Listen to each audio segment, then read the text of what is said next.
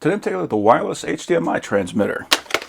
So we got our instructions. It says it uses micro USB for power. It has a 4K decode and 1080p at 60 Hz output. It can handle 328 feet in open space, 1 amp to 2 amp at 5 volts, IEEE 802.11 AC, and 2.4 GHz, 5.8 GHz. Works on Windows, Mac OS, Linux, etc. Got our dimensions, and that is 40 grams. So this is something that's nice. We have a couple of adapters here. So these are both HDMI, and they output to a micro HDMI and a mini HDMI. So if you need to plug this into an odd-shaped socket, we have these adapters to make that happen. We've got 2 power cables, and these are both micro USB to USB-A. We have a small extension, and here are the transmitters. So they are labeled. This one's going to plug into your monitor. This one's going to plug into your computer. They are both HDMI. They have some ventilation on the bottom, nothing really on that side, and we have our power ports there on the side. Now it looks like we actually had 2 of these extenders. So all this is going to do, it's going to allow us to plug the device into there, and that way if we need to bend that around a corner or something like that, we can make that happen with this. I'm going to plug in power, plug that into the back of the TV. If your TV has a USB-A socket that supplies power, we can use that to make that happen. I'm just going to plug that in externally down below. Now with that plugged in, we can see we do have an interface on here. It tells us exactly what we got plugged in. So right now we have the receiver plugged in. We are not connecting to our transmitter. We also have screen mirroring here. So if you have a phone and you want to connect directly to that receiver, we can actually do that in the event that your TV doesn't already have that functionality. We can also adjust that from landscape to portrait. So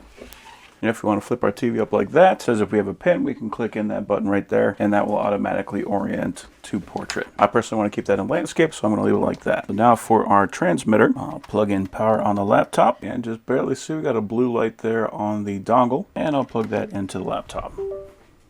Okay, laptop does see it.